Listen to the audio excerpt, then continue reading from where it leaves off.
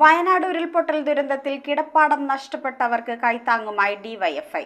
വീടുകളുടെ ധനശേഖരണാർത്ഥം കുറ്റിലഞ്ഞി മേഖലാ കമ്മിറ്റി സംഘടിപ്പിച്ച പപ്പട ചലഞ്ച് കോതമംഗലം എംഎൽഎ ആന്റണി ജോൺ ഉദ്ഘാടനം ചെയ്തു.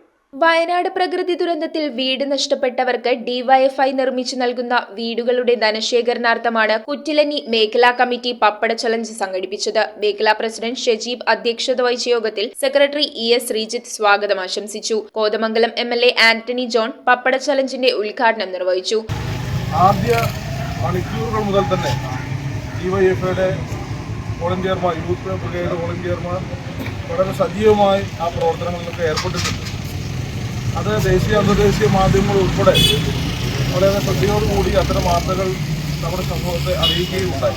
യോഗത്തിൽ CPIM Nellikuzhi south local secretary Saheer Kottaparambil, Kuttilanji service സഹകരണ bank president PK Rasheed, ward member Sulaikha Ummer, Shajan, Siddique MU, Muhammad TK, Basheer KM എന്നിവർ പങ്കെടുത്തു. News bureau, Kothamangalam. Wood, modular, interior, steel, sofas എന്നീ ഫർണിച്ചറുകൾ ഒറ്റ ഫാക്ടറിയിൽ ഉൽപ്പാദിപ്പിക്കുന്ന ഏക സ്ഥാപനം. ആർക്കിടെക്ചറൽ ആൻഡ് ട്രഡീഷണൽ ഡിസൈൻസ് ആവശ്യാനുസരണം നിർമ്മിച്ചു കൊടുക്കുന്നു.